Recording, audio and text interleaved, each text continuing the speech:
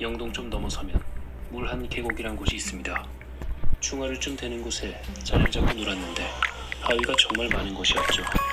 기슭을 제외하고 온통 바위밭이라고 해도 될 정도로 맨 땅이 없는 곳이었는데 바위가 많아서 그런지 붓볕에 달아올라서 엄청 더웠던 기억이 납니다.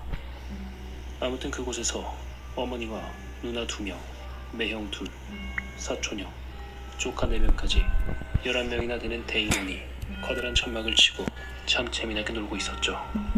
여튼 재미나게 놀고 있다가 우연히 상류 쪽을 바라봤는데 웬 여자가 바위 틈 사이를 뛰어다니며 덩실덩실 춤을 추고 있었습니다.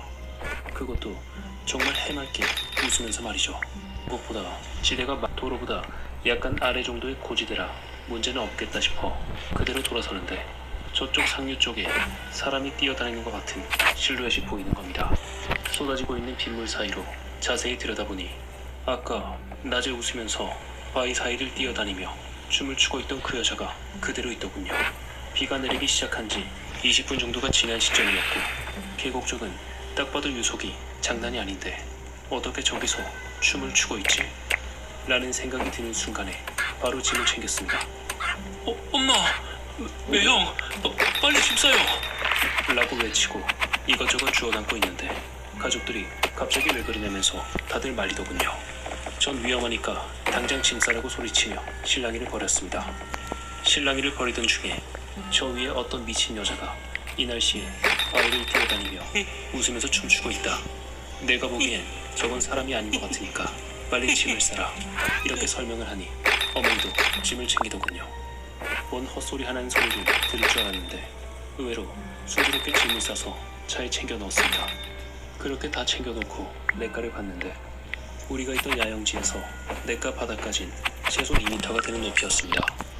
그런데 야영지는 물에 잠겨있고 물이 갓길까지 철렁거리고 있거든요. 이런 갱음을 내며 미친 듯한 유속으로 흐르고 있는 냇가를 보며 비를 맞아 차갑게 식은 몸이었는데도 땀이 흐르고 있더군요. 계곡에서 비가 오면 일단 고지대로 피신하시고 물가에서 완전히 벗어나시는 게 좋습니다. 그리고 미친 듯이 웃거나 춤추는 귀신은 무조건 피하라는 소리를 들었던 것 같네요. 여러분도 조심하시기 바랍니다.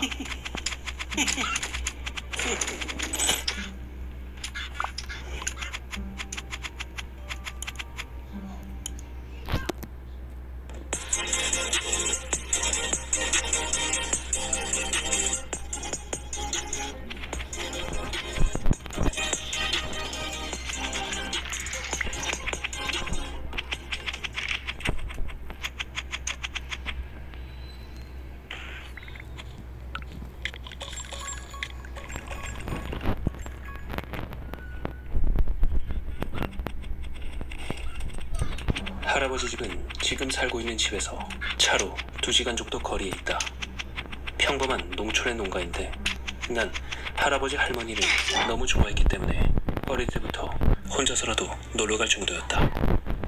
하지만 마지막에 그곳으로 간 것이 고3 올라가기 직전이었으니까 벌써 10년 정도는 가지 않고 있다. 여기서 확실히 알아야 할 것은 내가 가지 않은 것이 아니라 가지 못하게 된 것이다. 때는 고3을 앞둔 봄방학. 너무 좋은 날씨에 그날도 할아버지 댁으로 향했다. 할아버지 집에 도착해서 바람도 쐴 겸 마루에 누운 채로 한쪽 발로 머리를 받치고 아무 생각 없이 하늘만 바라보고 있었다. 따뜻한 날씨에 기분 좋게 누워 휴식을 취하고 있었는데 그때였다.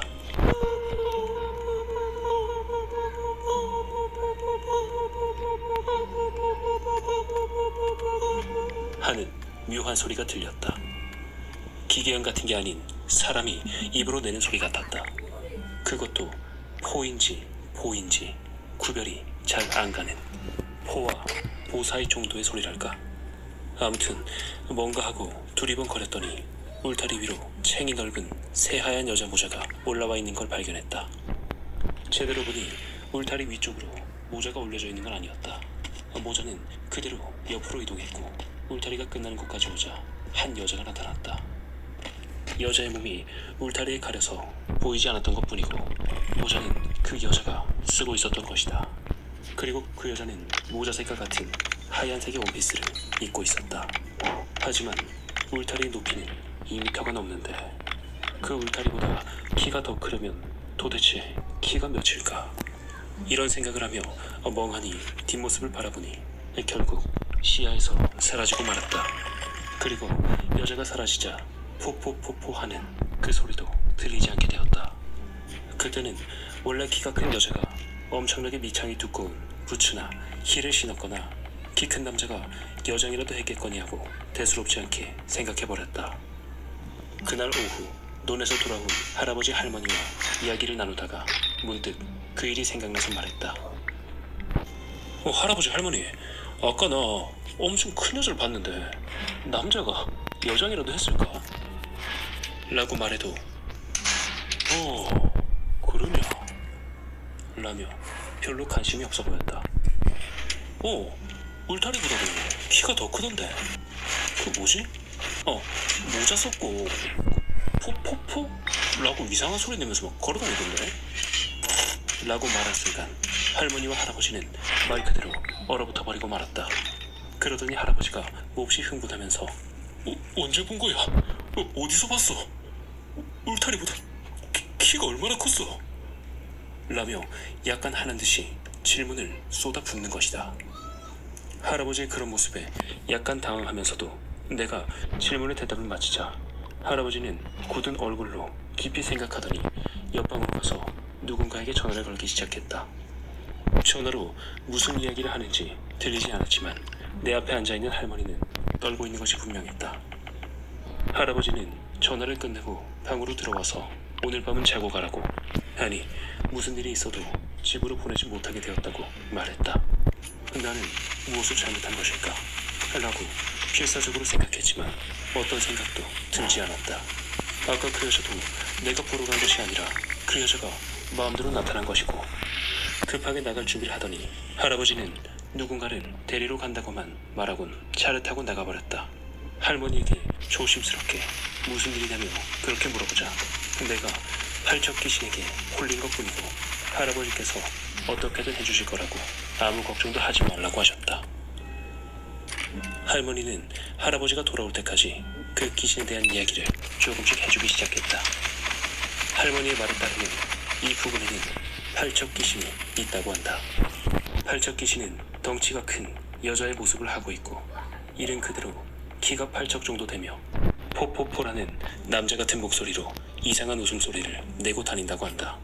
본 사람에 따라 상복을 입은 젊은 여자이기도 하고 기모노를 입은 노파이기도 하며 작업복을 입은 중년이기도 하는 등 모습은 각자 다르지만 여성이고 비정상적으로 키가 큰 데다가 머리에는 무언가를 쓰고 있다는 점과 기분 나쁜 웃음소리는 누구의 말에서도 찾아볼 수 있는 사실이었다.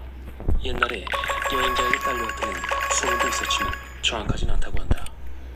다른 지역까지 못 가도록 이 지역의 동서남북 사방에 지장을 세워 봉인되어 있기 때문에 다른 곳으로는 가지 못한다고 했다. 팔적 귀신에게 홀린 거의 모든 사람이 그래왔고 팔적 귀신에게 홀리면 수일 만에 죽는다고 한다. 그리고 나중에 들은 이야기지만 왜 하필 이 마을에다 봉인시켰냐면 아주 옛날에 주변 마을들과의 어떤 거래 같은 것이 오갔다고 한다. 예를 들면 저수지를 우선적으로 사용한다던가 그런 거래가. 팔적 귀신의 피해는 수년에서 십수년에 한 번에 그런 일이었기 때문에 옛날 사람들이 그 거래만 할 수 있으면 된다고 생각하고 이 마을에다 봉인해버렸다고 한다. 할머니께 이런 이야기를 들었지만 전혀 현실감이 없었다. 그때 할아버지가 한 노파와 함께 돌아왔다. 그 노파는 나를 보더니 대뜸 가지고 있으라며 부적을 하나 지어주었다. 그리고는 할아버지와 함께 2층에 원래 비어있었던 방으로 올라가더니 무언가를 하기 시작했다. 할머니도 그때부터 계속 나와 함께 있었는데 화장실에 갈 때조차 문을 열어두게 했다. 이렇게 되자 정말 큰일이 일어나고 있구나 라는 생각이 들더니 겁이 나기 시작했다. 잠시 후 2층에서 할아버지가 부르는 소리에 노파가 있는 방으로 들어갔다. 모든 창문이 신문지로 덮여 있었고 그 위에 부적이 붙어 있었다. 그리고 방의 네 구석에는 접시에 소금이 쌓아 올려져 있었다. 게다가 나무로 된 상자 같은 게 있었는데 그 위쪽에 조그마한 불상이 놓여 있었다. 그리고 어디서 가져왔는지 요강 2개가 있었다. 얘야, 곧 있으면 해가 질 기다. 잘 들어라. 내일 아침까지 절대로 이 방에서 나오면 안 된다. 내도 네 할미도 절대로 너를 부르는 일은 없을 거니까네. 누가 너를 부르더라도 절대로 들으면 안 된다. 그래, 내일 아침 7시가 되면 나오도록 하거라. 집에는 할아비가 연락해놓은가? 라고 할아버지가 무거운 표정으로 말하는데 그저 끄덕이는 수밖에 없었다. 그 지금 할아버지께 들은 이야기 잘 새겨놓고 꼭 지키도록 해라. 그리고 무슨 일이 있어도 그 부적은 꼭 가지고 있어야 된다. 할아버지와 함께 온 노파도 말했다. 그리고는 방에 혼자 남게 되었는데 TV는 봐도 된다고 해서 들어봤다. 하지만 보고 있어도 머리에 하나도 들어오지 않았다. 할머니가 만들어준 주먹밥과 과자도 먹고 싶은 생각이 들지 않았다. 그저 이불 속으로 들어가 부들부들 떨고만 있었다. 그 상태로 나도 모르게 잠이 들었던 모양이다. 깨어보니 TV에선 심야에 하는 통신 판매 선전이 흐르고 있었고 시계를 보자 새벽 1시가 조금 넘을 시각이었다. 이상한 시간에 깨버린 것 같아서 찝찝해하고 있었는데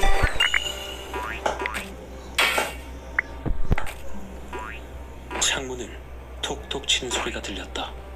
돌멩이를 던지거나 해서 나는 소리가 아니라 그냥 손으로 가볍게 때리는 것 같은 그런 소리였다. 바람 때문인지 누군가가 창문을 때리고 있는지 몰랐지만 필사적으로 바람 때문이라고만 생각할 수밖에 없었다. 진정하려고 물을 한 모금 마셨는데 잘 넘어가지 않았다. 너무나 무서워서 TV 소리를 크게 켜고 죽으림을 다해 TV만을 바라보고 있었다. 그때 문 밖에서 할아버지의 목소리가 들려왔다. 얘야, 너무 무서우면 그냥 나오거라. 나도 모르게 문을 열 뻔했지만 할아버지가 한 말이 떠올라 떠들어던 손을 멈추고 말았다. 그때 또 목소리가 들려왔다. 얘야, 왜 그러는 거야? 너무 힘들면 나오래도. 할아버지의 목소리였지만 분명히 할아버지의 목소리가 아니었다. 느낌이 그랬다. 그럼 저 문 밖에서 나를 부르는 것은 무엇일까? 라고 생각하니 소름이 끼쳤다. 사이드 정면 왼쪽이 깜빡하게 있었다. 너무나 무서워서 부적을 쥐고 웅크리 덜덜 떨고만 있는데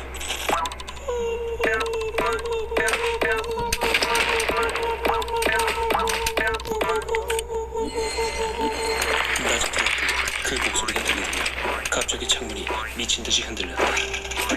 다른 생각을 할 수도 없었고 낮에 본 그것이 웃는 얼굴로 창문 밑에 서서 손을 뻗어 창문을 흔들고 있는 광경이 머릿속에 떠올라 미칠 것만 같았다. 나는 나무 상점에 놓여진 불상 앞에 엎드려서 있는 힘을 다해 빌었다. 제발 살려달라. 정말 길고도 긴 밤이었지만 아침은 와 있었다. 눈을 뜨자 켜놓았던 TV에서는 아침 뉴스를 하고 있었다. 화면 구석에 표시되는 시간은 7시 30분. 창문을 두드리는 소리도 그 목소리도 들리지 않았다. 그런데 어느샌가 기절을 생각해봤다. 전체가 새카맣게 변해 있었다.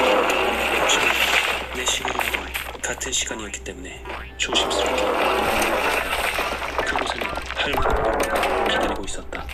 할머니, 아이고, 다행이다. 다행이야. 라며 울고 있었다. 1층으로 내려가자 아버지도 와 있었다. 바깥에서 할아버지의 어서 나오라는 소리가 들려 그렇게 나가보니 어디서 가져왔는지 승합차 안에가 서 있었고 나가면 마을 남자들로 보이는 사람들 몇 명이 서 있었다.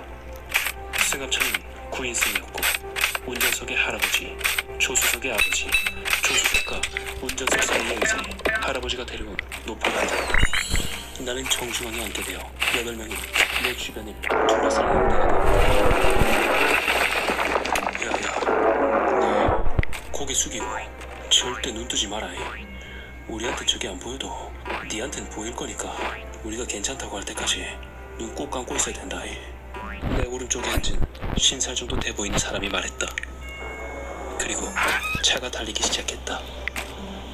얼마 동안 달리자 조수석에 앉아있던 노파가 여기서부터가 고비라며 연부를 울리기 시작했는데 갑자기 창밖에서 춤 나가서 춤 발견나 춤 안벌납도 그 소리가 들렸다. 노파에게 받은 부적을 꽉 쥐고 눈을 감고 고개를 숙이고 있었지만 딱 한순간 실눈을 뜨고 옆을 봐버리고 말았다. 그곳엔 긴 팔다리의 간절을 이상한 방향으로 꺾으면서 차 바로 옆에 달리고 팔을 옆에 쓰러져 있었다. 머리는 창문보다 높은 곳에 있어서 보이지 않았지만 차 안에 들여다보였는지 몸을 굽히려고 하자 나도 모르게 하는 소리가 났다. 저기다 보지 마라. 옆에 앉은 남자가 하는 듯이 말했다. 순간적으로 놀라 눈을 꽉 감고 부적을 더욱 세게 쥐고 있었다. 나가서 춤 발견납 춤 안벌납 춤 유리창을 때리는 소리가 들리기 시작했다. 내 주위에 앉은 사람들에겐 저기서 순간 보이지 않아도 목소리가 들리는 모양이고 점점 소리가 커지는 사람들 장난을 좀 주었다.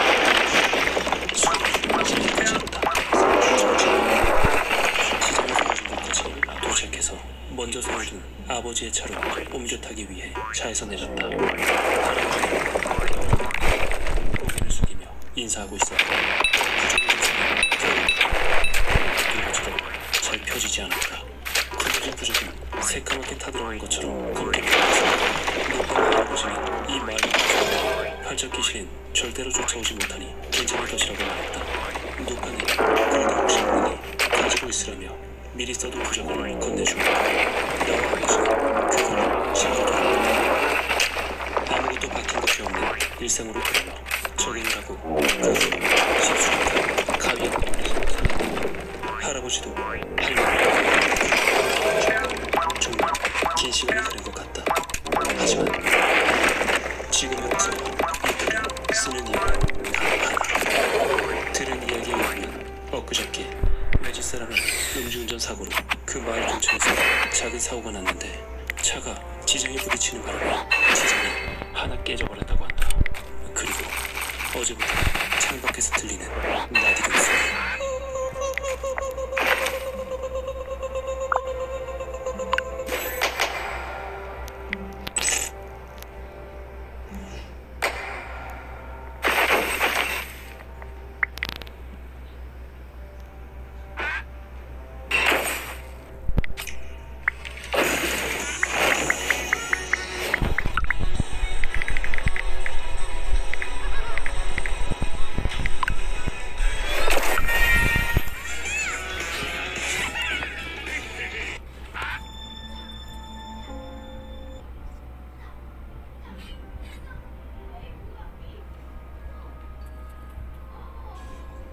이번 이야기는 할머님에게도 들었던 이야기로 두 분의 말씀이 일치하는 걸로 봐서 실화에 가까운 것 같습니다.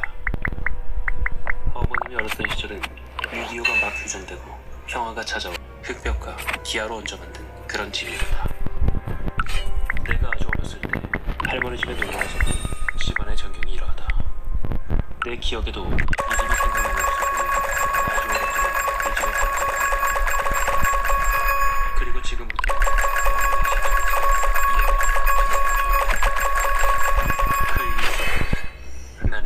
방에서 동생을 돌보고 있었고 엄마는 저녁을 하시고 계셨는데 대문 밖에서 누군가 내 이름을 불렀다. 수가 목소리는 속삭이는 것 같았고 바람결에 잘못 들은 것 같기도 하고 그냥 있었는데 이번엔 약간 신경질적인 목소리가 들렸다.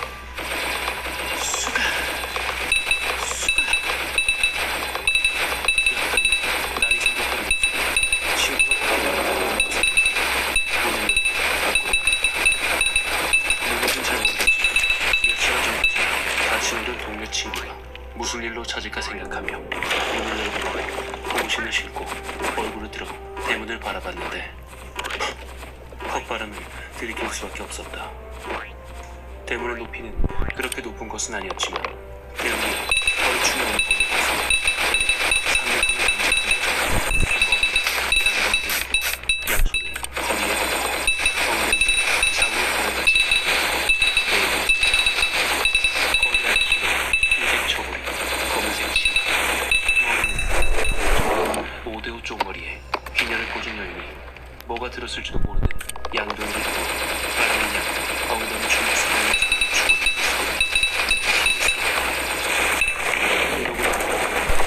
있는 없었지만 연주 저녁을 먹기 전이라 해는 길어 소리이기 때문에 계기스러운 여인의 특징을 알아볼 수 있었다. 엉덩방은 지나가고 도망가지도 못하고 온 고적으로 계기스러운 여인을 계속 바라볼 수밖에 없었다. 얼굴을 올라가면 골동자가 거의 보이지 않았고 날카롭고 기괴한 모습에 길쭉한 멘트들은 계기스러운 계속 보고 있었다.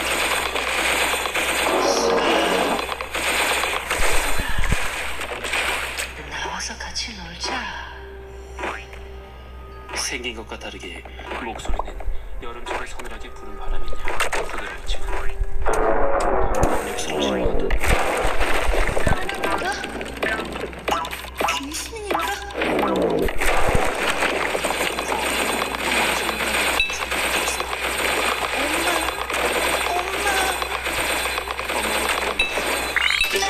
입안에서만 맴돌고 나오지 않았다. 그런데 그때 육시라려니 이 사람도 아니느니 여기 어디라고 온 거야?